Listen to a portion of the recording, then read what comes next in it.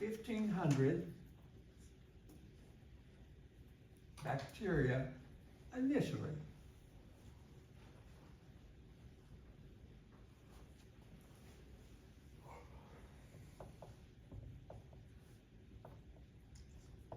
Sit back and sit up, which makes sense. Okay, a sample of bacteria contains 1,500 bacteria initially. Oh. And doubles in size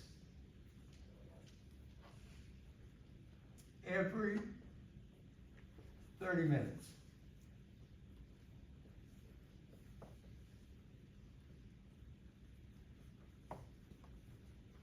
A sample of bacteria, we have 1,500 bacteria initially, and it doubles in size every 30 minutes. I would like to close down chapter 4 with this like an application problem and make it connect to something we've done in chapter 4 before I move into the trig. Guys, I'm going to sort of get you started. I'm going to use n for number of bacteria possible, and I'm going to write the first, this is like data collected. Let's collect some data here. First, I know that the number at 0 initially was 1,500. Give it to me. It doubles in size every 30 minutes. For the data, that can be represented as the number after 30 minutes is double this, which is 3,000. Is that true, guys? Now, what I did, I sure did. For us to close down, I rewrote that 3,000, which is true, like this. For a reason. Is it still 3,000? 2 times 1,500? And initially, not initially, the data, initially it's 1,500. 30 more minutes. So guys, I'm up to what? N of 60 minutes. Is that true? Does it double again? So I'm up to what? 6,000. And I'm going to rewrite that for a reason as 4 times 1,500. Is that 6,000? Better yet, I'm setting you up for this.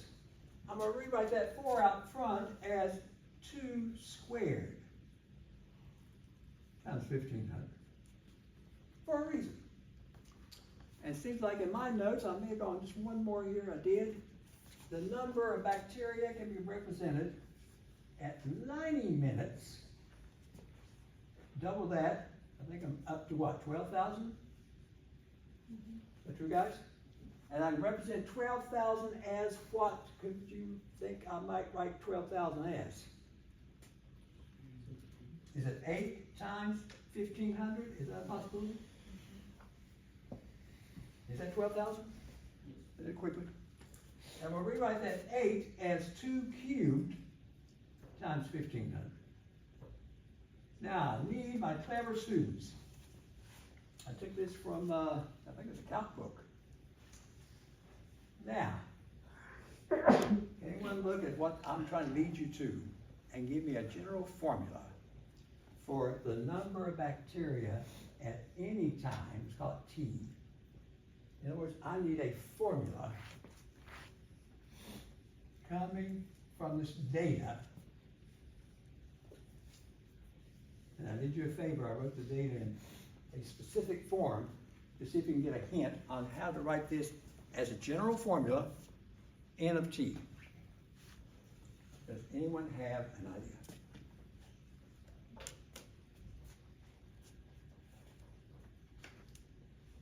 Because shortly they're going to ask you how many bacteria are there after a day, maybe after 24 hours. And I'm going to change it to minutes. Go for it. 2 in the bar of... Okay, you got 2 raised to something, right? So you're saying 2 raised to something, says, Professor, I see 2 being raised to something, that might give me a hint that's part of my formula. 2 raised to what? And of course on the end is 1500. I'll go and put that in there for you. So I'm missing this right here, guys. 2 raised to what? Times 1500 illustrates this data. This is like a scientist doing a research project. Shane. Would it be x divided by 30? Okay, let's use t for time. Oh, sorry, t. T divided by 30. And we move about 1500 a little bit closer. Or you know what, better, I'm gonna move closer first. Shane, you are correct. I think it might look better to place the 1500 out front times 2 raised to t over 30. By the way, guys, do you agree with that t over 30? Shane, if that works, here the minutes was 30 minutes. So if I put, where am I? 30 over 30, I get a 1 here. Down here is better. 60 over 30 gives me a 2. 90 over 30, if she's correct, gives me the 3. Is that true, guys? So is there a pattern there to work with? Is that like a formula?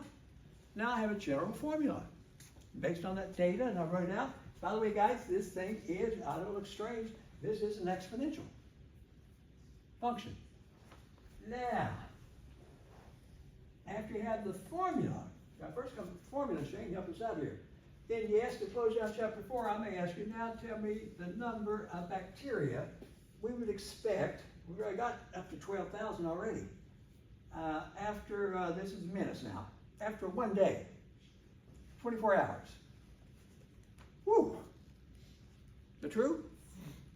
So now I want to know the number of bacteria if her formula is correct there. After 24 hours, the number of minutes in 24 is what? 60 minutes in an hour, help me out. Is it 60 times 24? Mm-hmm. Help me out. So it's 12, I do math right here, what is it? Uh-oh, whoa, so it's 60 times 24. 1440? Yeah. 1440? So I want to find, oh boy, this, which represents the number of bacteria in 1 day. And we're doing it in minutes here. My formula is in terms of minutes. Shane, if you're correct, should I replace that 1440 right here in my formula and have 1500 times 2 raised to 1440. Don't even make a mistake, guys. Divided by 30, yes or no? Yes. Woo! Now this is after 1 day. I don't know if that's 30 go into 1440 evenly, does it? 40. I'm hoping it would. 48. Or does? Hang on. So it's 1500. Mr. Park, I may need your help here shortly. 2 raised to, so 30 does go into 1440 evenly? 48. 48?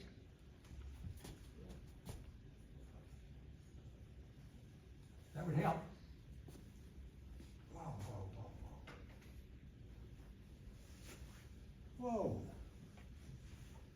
So at the end of 1 day, this bacteria has escaped. And you guys remember the pandemic? We were all wearing masks. At the end of 1 day, we have this many bacteria on the loose. Does anyone know what 2 raised to the 48th is? A big number. Is it a big number? 2 times 2 times 2, 40. Oh, geez. Mr. Park, I don't know. Can you find out what 2 raised to the 48th is? If it will show you. 2 raised to the 48th. It's a big number.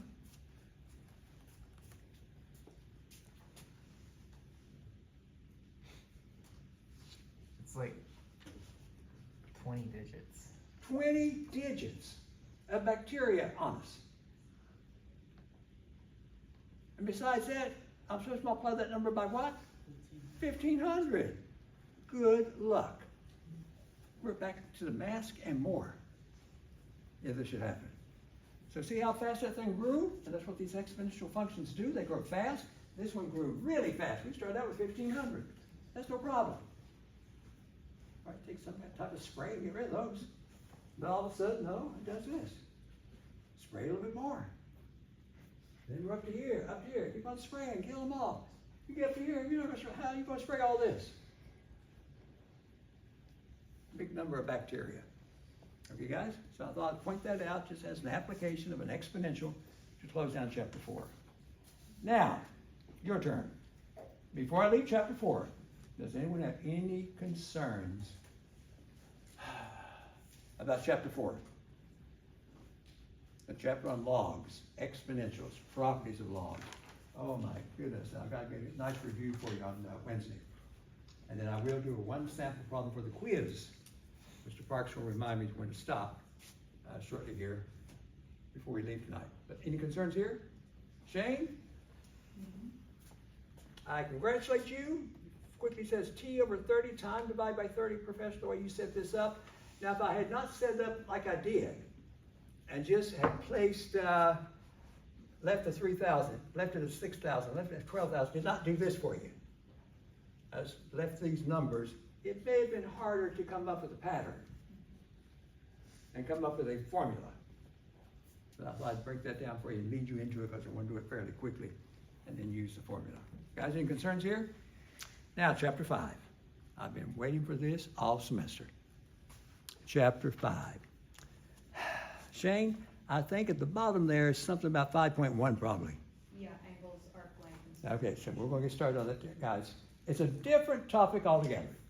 You will not be seated there, not at the beginning, with your mind going around and around and around with these logs and exponentials, and you all of a sudden just get lost, and you say, I'm lost, I am lost. That's not what's going to happen in the trig. It's more in order, things make sense, much faster. So guys, we'll leave that right there. Part 1, here we go. Your book starts out with this. Angles and their measure. Now watch carefully, because you're going to like this. This is going to be such a relief compared to what we've just been doing. Angles and their measure. First, let me point out, just in case we have forgotten, I think everyone in class would say, Professor, this, from what I can remember from elementary school, might represent an angle. Would you guys agree? Yeah. From what you can recall, an angle that looks like. You may say, well, Professor, I've seen different types of angles back then. And you may say, I've seen one that may look like this. Is that true?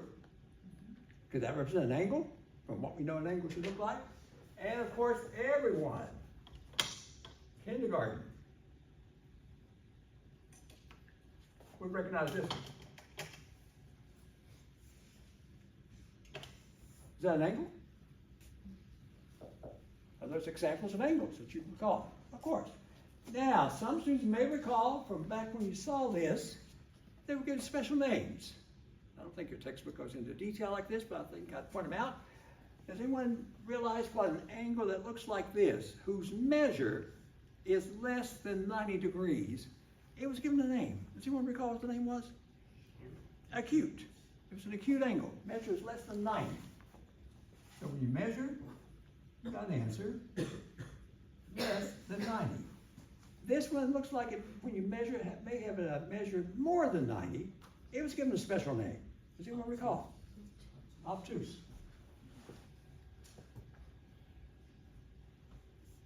And everyone knows this one. Is that true? There's some samples of angles. What did that teacher back in middle school do when he or she was showing you angles? And I'm sure I've observed classes where this is being taught. Students love it. They were smiling, the teacher was smiling, I was even smiling. What did they do? The teacher went through and gave each student an instrument. And the teacher showed them how to use that instrument, how to place it to get the size measure of these angles. Does anyone recall what that instrument was known as? A protractor, wasn't it? A protractor. And they showed you how to line it up, and you looked and said, oh, professor, it lines up, and I see maybe, and the teacher showed you, professor, this might represent 30 degrees. I used a protractor. This may represent, professor, maybe 135. A little larger degrees. And the last one definitely would be 90 degrees here.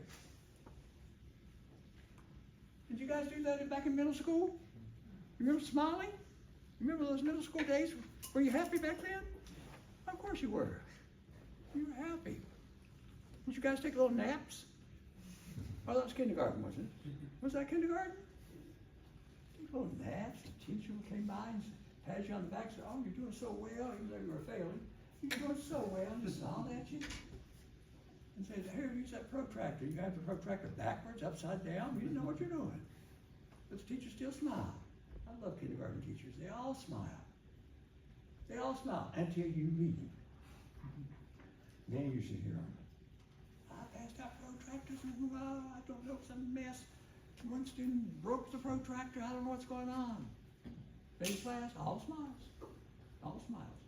Now, I did ask the student teacher when I was observing the class, she was doing this. I said the other instrument besides the protractor was something to draw a circle with, known as, what was that instrument that they passed out more than likely to you also if you had to draw a circle? A compass. Remember it had a sharp point? It did like this and you pulled it out and then it went like that? And I asked her, I said, are you using your compasses also? Because she had all this stuff in boxes. And she said, oh no, I can't pass, not in this class, I can't pass out the compasses. I said, you passed out protractors? What's wrong with compasses? Not this class. Not this class. What's going on with this class? I was sitting in the back, they were well behaved, I thought. I wasn't there every day. She said, no, Ramsey, can't do it. I said, why? Because Vincent had his compass there out stabbing Shane in front with that little sharp. I said, are you kidding? Shane would quickly go, ooh, ooh. I said, and the teacher said, what's wrong? Vincent, what are you doing? Vincent had not like that, stabbing. Not hard, just enough to make Shane jump. Yeah, so she can pass out the compasses. But she did the protractors. So we're not going to do a compasses or protractors. We're going to do something else here. Guys, angles, now they're measured. I've got degrees marked. That's the common measure we use for measure of angles. But here's what I want. Let's see how well I can do this with, let's see if that grid will work. Guys, I want to do this. For us and pre-calc and calc and from your higher math. We're not going to use degrees. We want to measure the angles in a different type of measure. Now, what am I going to do? I'm going to try it and see if it'll work. I'd like to, hang on, enclose, not a perfect circle, but enclose that angle inside a circle. Now, to make it even easier, I want a nice circle, and we're going to call this circle a unit circle that I'm wishing to use of all the circles. And when I say a unit circle, I want the radius to be 1. So this radius from the center, I want this to represent the center, even though this sketch is not that great. I want this radius to be 1.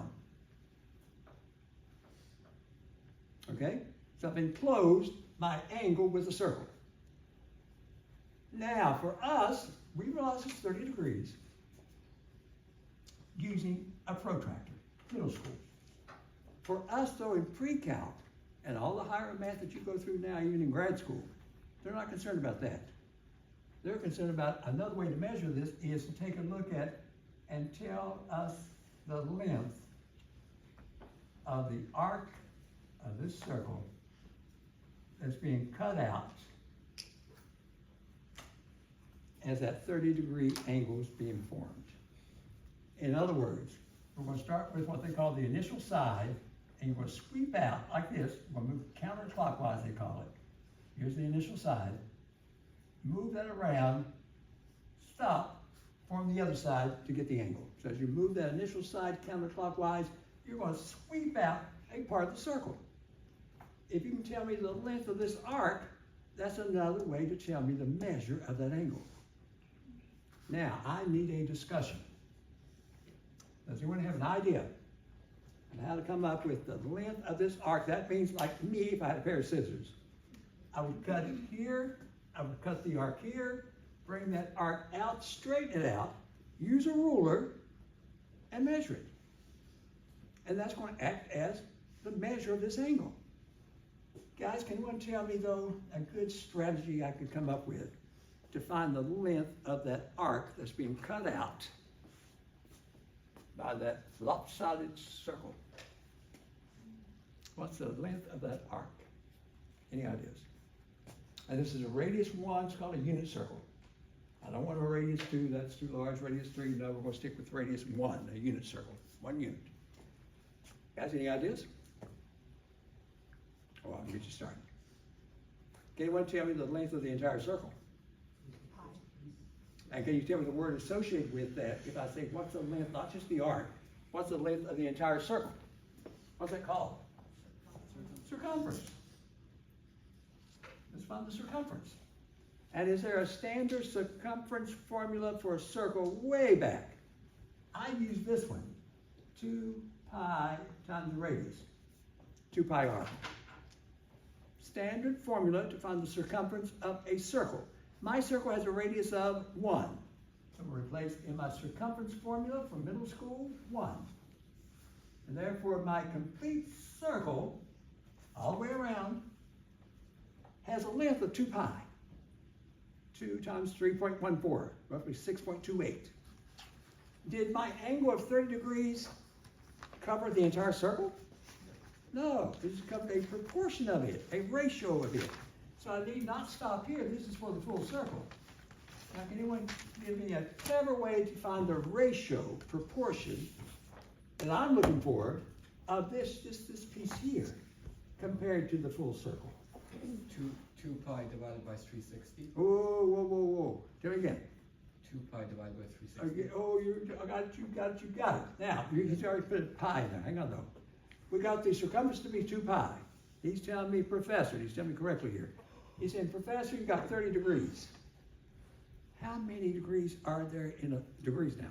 How many degrees are there in a full circle? 360. Is there 360 in a full circle? I don't have 360. So he's telling me, Professor, compare what you do have to the full circle, which is 360, and get a ratio. I think this reduces down to 1/12. Check my math. Is it 1/12? Yes. Is it? So I have 1/12 of the full circle. That's exactly what he's telling me. So he's saying, Professor, take 1/12 of that 2 pi that you said was the full circle, and now you'll get a ratio that you want here. I can cancel 2 and 12, that'd be nice. And I end up with what? Pi over 6. So this new measure, doing what we're doing right now, will represent 30 degrees in a new measure, and that measure right now is pi over 6. So in higher math, I walk up to you on campus, I say pi over 6. In your mind, you gotta think, he's talking about 30 degrees. But he's talking about it in a different measure, okay? They give a name to this new measure. Your textbook, all textbooks, they name this new measure as radian measure. It's in radians. And your textbook starts out with, I will not use it very often, but sometimes they'll place an R here, superscript, to show this is radians, pi over 6 radians. Is equivalent to 30 degrees. Now, that's what we're supposed to do. Let's go to this one. This is from middle school measured as 135 degrees you've measured with a protractor. Okay, now we want to go into this new measure and convert it from degrees into this new measure called radians. We're doing the same process here. Guys, the circle around might look something like this.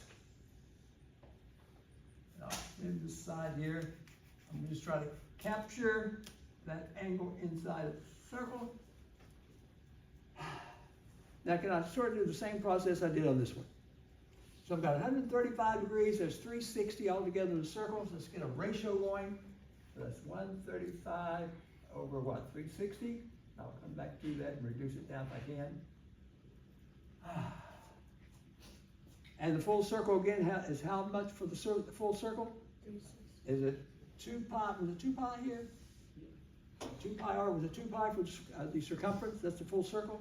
So I have that ratio of that, look at that. Now 135 over 360, I prefer it reduced down. Does anyone know what 135 over 360 nicely would reduce down to? 3, 8. 3 over 8? Yes. 3 over 8. Did you reduce down by what, 45? Yes. I think maybe 45 would reduce it down. Times 2 pi. Same process, do a little canceling.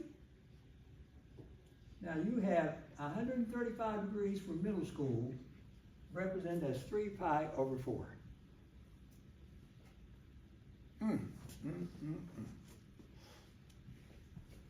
Yes or no? It's a new measure. I said, Professor, why do we need this new measure for the higher math? Why do they go away from degrees in middle school?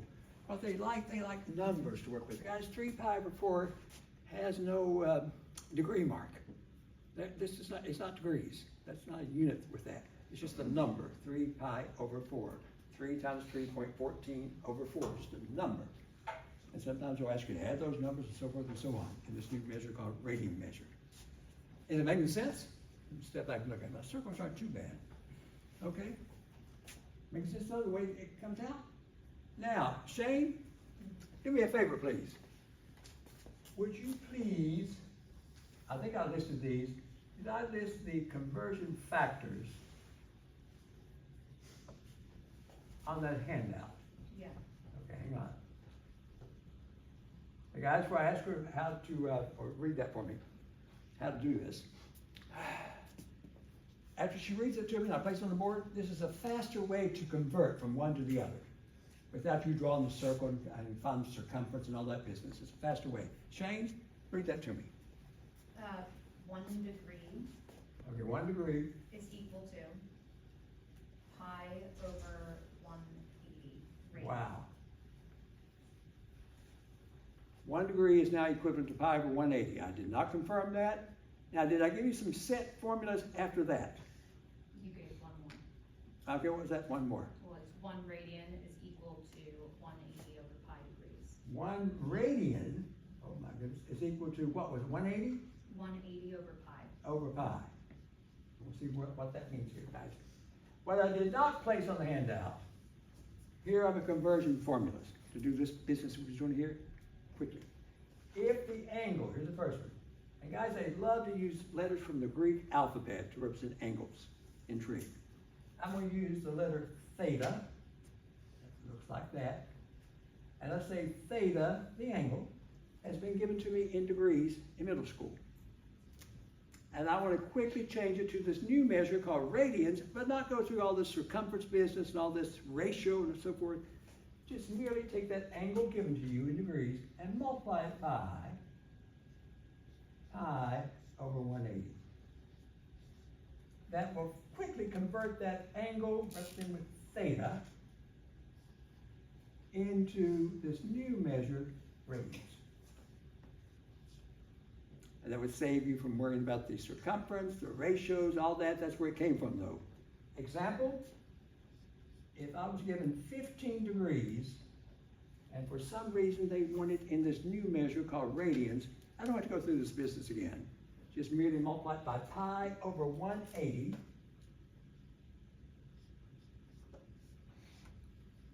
And guys, I hope 15 goes into 180, does it? Does it go 12 times? I think. Is that pi over 12? I did it quickly. Is it pi over 12? So you're talking about strange, Ignacio? So if I see you on campus, somewhere, I see some of the students out shopping. And I find them, they're out shopping. If I say, Ignacio, I see you on campus, I say 15 degrees is equivalent to what? Or no, I may say pi over 12. I say, Ignacio, I'm thinking about an angle of size pi over 12. What size is that angle? And I hope Ignacio quickly says, Professor, think about 15 degrees. So there's a conversion factor. Now, if you want to do it backwards, here we go. Another conversion factor, suppose the angle is in radians to begin with. It's given to you. And you want to go backwards and change it to degrees. Then your conversion factor is this, 180 over pi. And that will change it to the angle in degrees.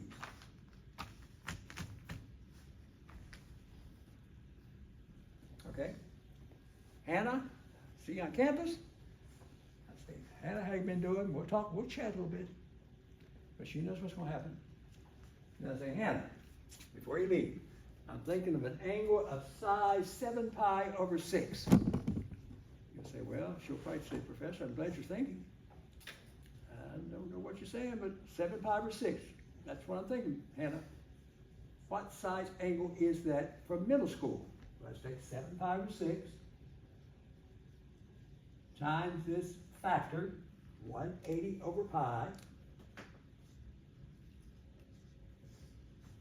Guys, when I do a little cancellation, the pi's will cancel. 6 goes into this, I think, 30 times. Guys, 7 times 30 is what, 210? I think. I'm thinking of an angle of size 210 degrees. But the higher math, well, we're not going to do 210 degrees. We're going to call it 7 pi over 6. And pretty soon you get so accustomed to this, you know what to use those conversion factors. You sort of see it right quickly. Let me try one more. We've got to move on here. Number 3. Mr. Parker, make sure you remind me in about 10 minutes to show the sample. Okay. Number 3, guys. Here we go. Let's say you have an angle. Okay, let's do another one here. 11 pi over 12. That's in radians. And you want to know what that angle really looked like if I were back in middle school. Now the conversion factor is, what is that, 180 over pi, guys? If the angle's in radians to begin with, you multiply it by 180 over pi. True? Pi's will cancel. I think 12 goes into 180. Help me out here, guys. I think 12 goes into 180. How much? 15? And 15 times 11, I think, is 165. Is 15 times 11 165? So this angle in middle school is 165 degrees. And if I were over there, I'd be walking through the class to see what those kids over there are doing. They're probably doing this in a geometry class. And then all of a sudden you are over there watching them, you say, oh, Professor, they're doing 11 pi over 12. They didn't realize they're doing 11 pi over 12. They're doing 165. Okay, so it's just a new way to measure. Guys, any concerns here? So far, so good? Okay. Now, we haven't closed down before I show you the sample for the quiz. Oh man, this is nice. Okay. Part 2.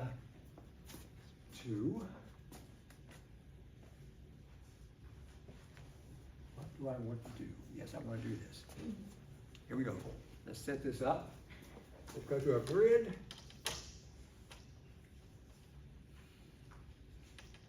I'll make some sense of this.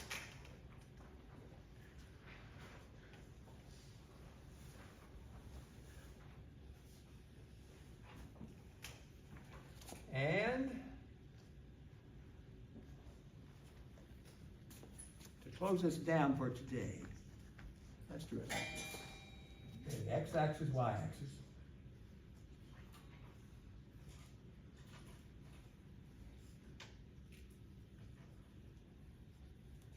Here goes. Way to do this. You draw the circle.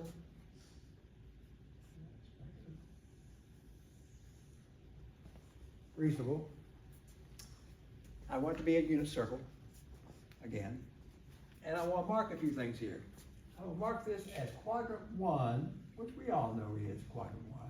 This is quadrant 2 on the grid. This is quadrant 3 on the grid. This is quadrant 4 on the grid. Anyone tell me if a point falls in quadrant 1, its coordinates are guaranteed to be what signs? Both positive.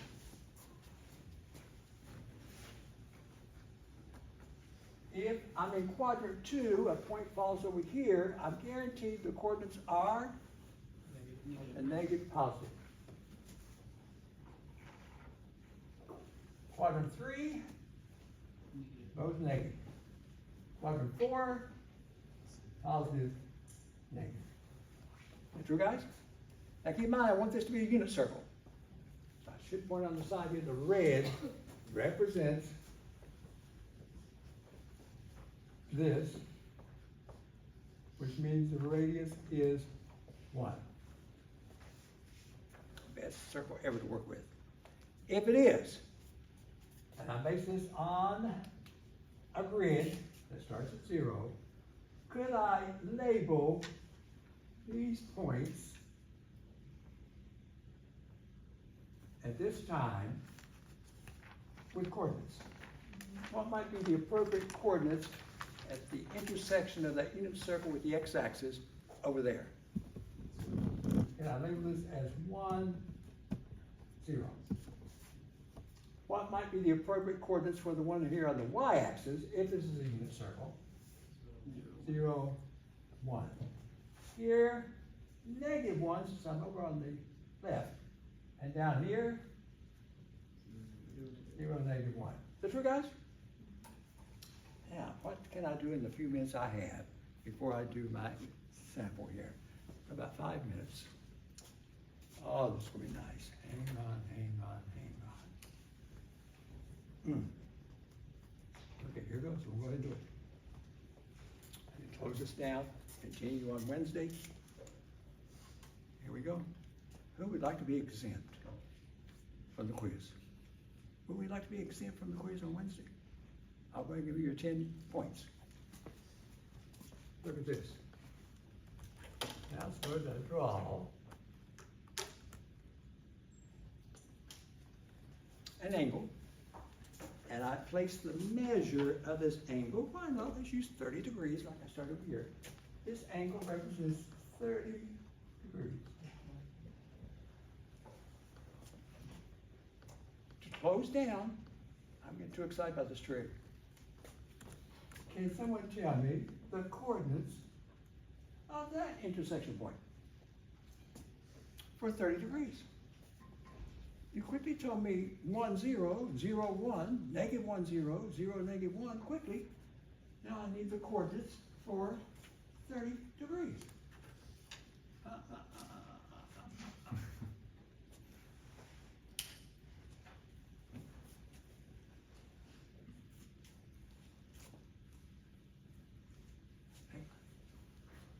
So got one student who says, Professor, no problem, I got it. I'd be sitting in class saying, what? He's got the coordinates, Professor? Whoa. Before I ask him, I'm gonna ask him though, what he thinks it is. I'm gonna set you up to make sure we all can see where it came from, okay? Guys, the best way to see this, to close it down, let's do this. Let's drop a perpendicular from that point that I'm searching for. Let's drop a perpendicular from this point down to the x-axis and form a small right triangle.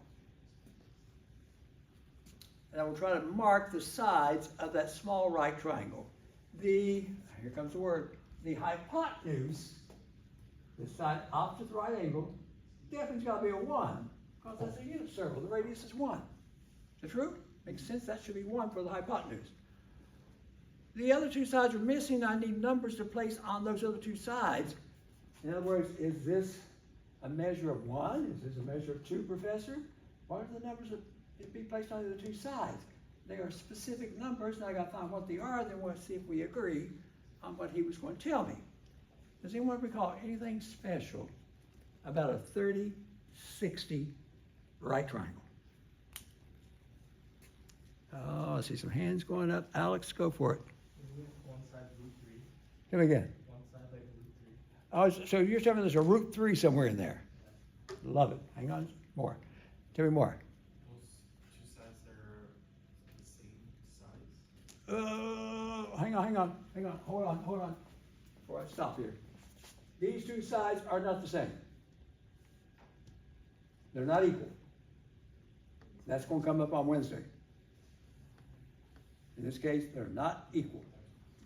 Guys, it's 30, and when I say 30, 60, you know this angle up here must be 60. Is that true, guys, for a right triangle? So I got a 30, 60 right triangle. The way I remember from geometry what the relationship is, if you got a 30, 60, not 45, 45, not a 20, 70, not a 10, 80, only 30, 60. The side opposite the 30, no matter how large that triangle is, how small it is, it always works out. The side opposite the 30 is always 1/2 the length of the hypotenuse. What's the length of my hypotenuse? 1. So what should this side be? 1/2. If this were 10, that would be 5. If this were 14, that would be 7. That's just a property for a 30, 60 right triangle. I have the base still missing though. I gotta find the other side. I used a property to find the 1/2. Anyone tell me a clever way to find m called x? I need that side. Then we'll have all 3 sides. Help me out. Then we'll close this down and look at the example for the quiz. Shame on you. I think you just might be tired. Was there something I noticed this? Pythagorean theorem? Pythagoras? Does anyone remember what it was? Most students, if I say, what's the Pythagorean theorem? Most students say, Professor, I remember it like this.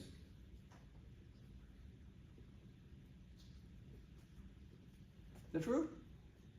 C squared is equal to A squared plus B squared as for only a right triangle. So in my case, let's see what we got here.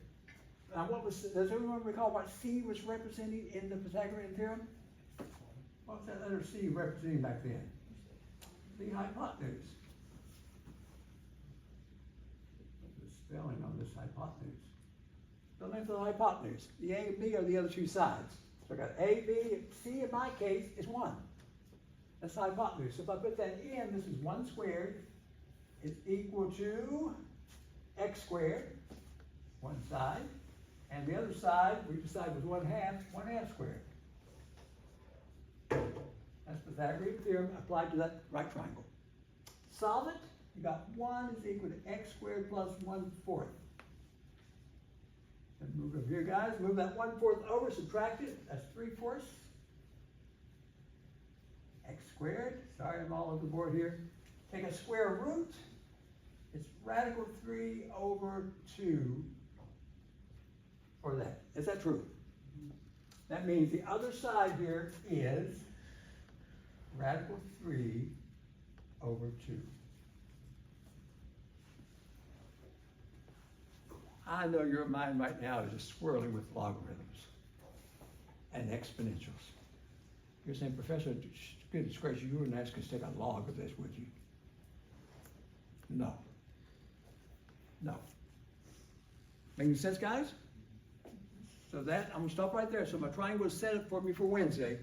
This one for 30 degrees has measures 1/2 here, radical 3 over 2 here, and a 1 always here for the hypotenuse or the radius. And then we'll give you some information with this, or more of this, on Wednesday. Mr. Park, class. I'd like to see a 10 out of 10 on this. I said that on the last quiz.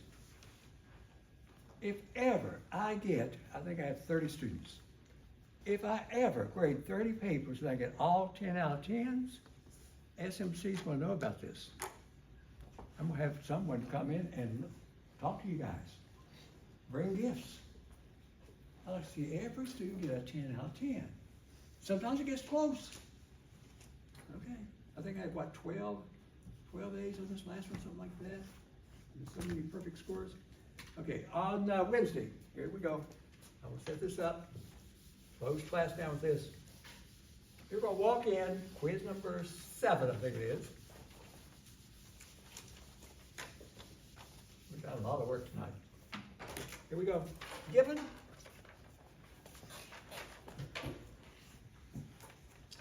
this function, f of x, is equal to, oh boy, this.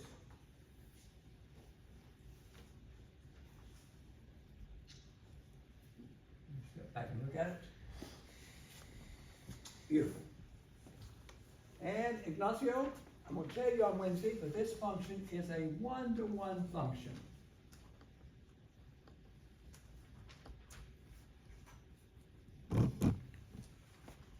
Therefore, it has an inverse. So find the inverse first. Then I'll find the domain, the range. I will not sketch this one. You may be asked to sketch on the test. I sketched one earlier. I'm running out of time here. Guys, if it's one-to-one, to find the inverse, only 2 steps. First, interchange the x and the y. I'm doing my work down here. So put an x here, and on the other side, replace that x with a y. You're interchanging, and it looks like that. That's step 1. Step 2, and the last step. Solve for y. These classes are way too short. Solve for y. Now, can anyone tell me what could I do with that to solve for y? Move the 5 over first? Good suggestion.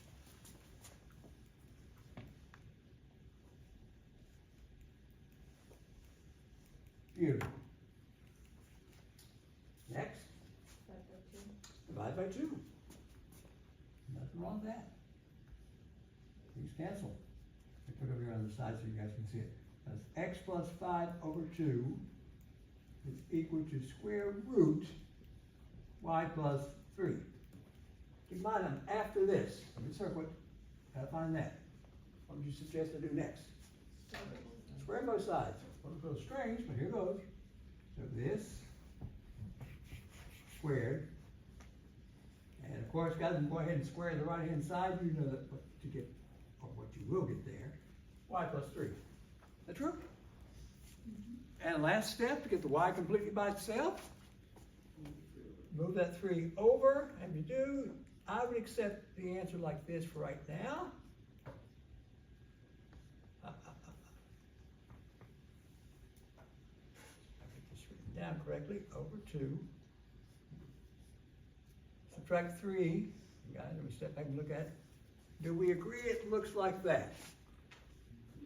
To get the y by itself, which is the inverse. You're finished. Done. Oops.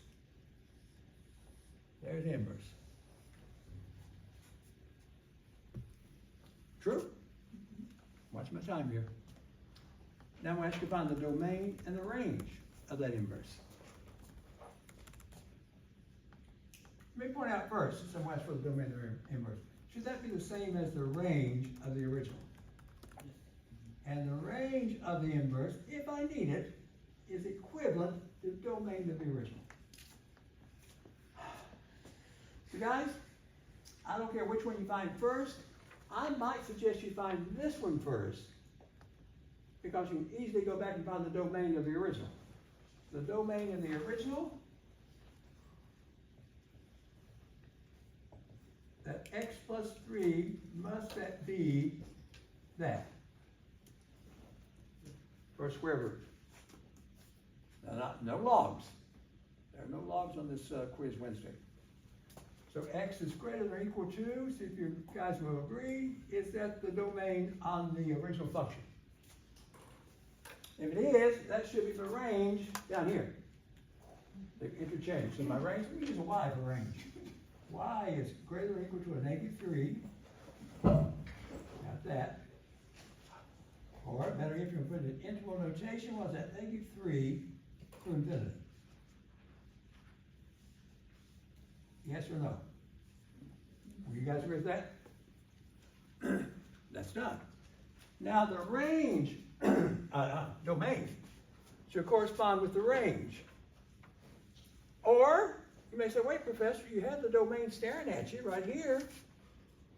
Can't you just look at this and tell what the domain is here? Maybe, Professor, what x's are allowed here in the answer? and accept that, but it should be equivalent to the range, right? Can anyone tell me, is this open? Should I say all real numbers? X plus 5 over 2, is there any x I cannot replace, or any number I cannot replace? Is that, you think it's all real numbers?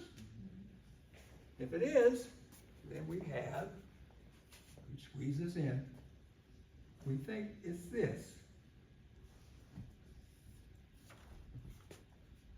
Yes or no?